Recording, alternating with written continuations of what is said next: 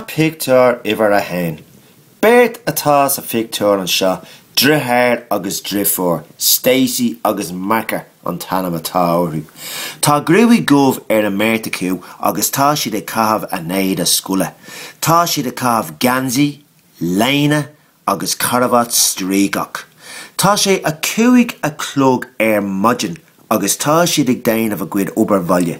Now níl is gom céin faoi siad ag déanamh a gcuid obervaile ag a cuaig a clog maidin ach tá sagam é seo. Cuireann múntóirí agus tiismatháirí a lán brú na daoine óga na léanta seo. So tá siad ag stadéir sa seomra site agus tá lampa lufa agus pictiúr grána na mala. Tá siad ina sé ag bord agus tá siad bord as a gligan ag léamh agus ag stadéir. Now tá Macker ag ligan déir go bhfuil sé ag stadéir ach tá sé ag léamh an bíno an bhecinn tú ag an sin. Faoin Stacey gléad telefón thart lethúir tar éis a cuaig maidin.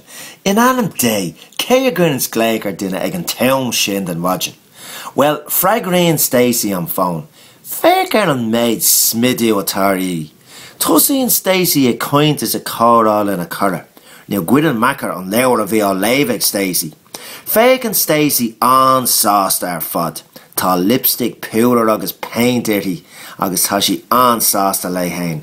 Tá si ag déanamh planana lena cara dul amach go dtí an phictiúrlann. Cuireann Stacey an phone síos thart lethúir tar éis a de agus sucraíonn si dul amach ach néal a tiismatháirí sa bhaile. Tá siad imethe go dtí Fort Ventura léanta séir an gréadfá ag tiismatháirí ha.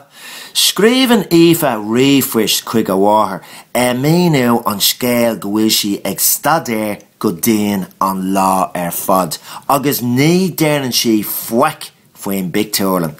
Sé tá Stacey ancliste, tá si ancliste ar fad camérá.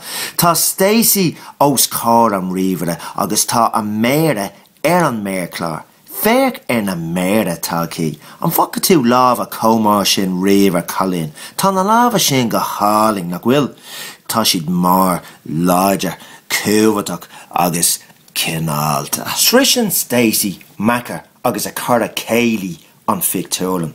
Tá siad ag seasamh taobh an mit an phictiúrlann agus tá siad ag fanacht le dulasteach chun scanána eicá. Inis níor ceannig si ticéad agus tá siad ag éirí éilú isteach nar a bhain siad an chans. Tá an aimseir an uair agus tá siad ag cathbh cótaí.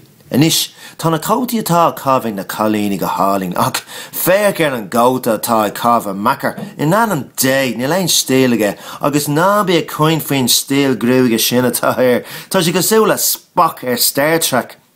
Now níl siad ag éirí dul go dtí B-movie ar curbe.